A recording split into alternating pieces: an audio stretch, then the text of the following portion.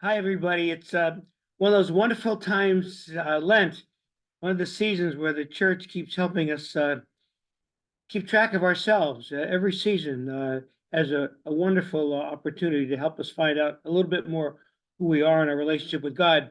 Nash Wednesday is to remind us that we're dust and shall return to dust before the resurrection at the end time. So the ashes are made by burning palms from Palm Sunday.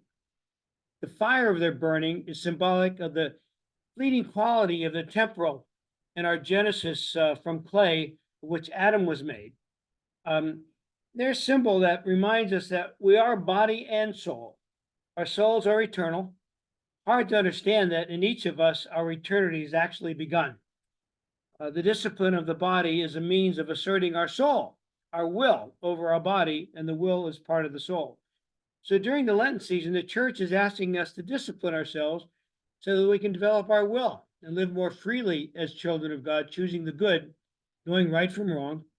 And non-Catholics are invited, believe it or not, to participate in receiving the ashes. At St. Joe's on Capitol Hill, where I say Mass every Tuesday, the church is packed with more non-Catholics than Catholics. I guess people like to get something for nothing. I don't know. But anyway, in this first Sunday of Lent's readings, covenant is the theme of the first reading.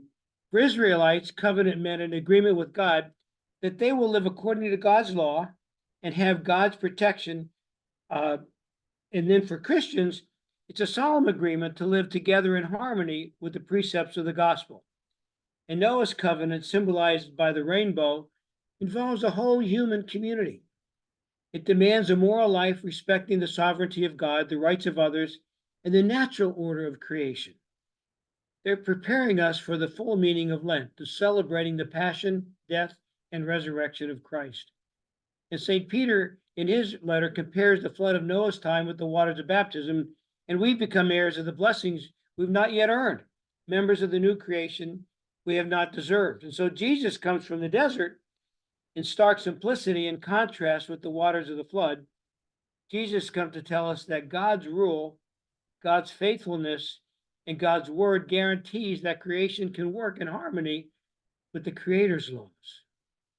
And Jesus is the reason that God's rule is at hand and in a way that never was before. So anyway, Jesus asked for faith in the good news and believing that it's true, that it can happen. Remember the covenant and that the world can be as intended as God's creation, God's children living in harmony. Quite the contrast today with today's climate of hatred and war, drugs and violence, poverty and homelessness, materialism and selfishness and sin. So how can we build a harmonious world? By teaching our children well, right from wrong, and one person at a time, we can make the difference. Young Catholics I meet from all over the world in my work for the Gregorian University in Rome feel that mission and are committed to making a difference. Are you committed to keeping the hope Christ asks of us?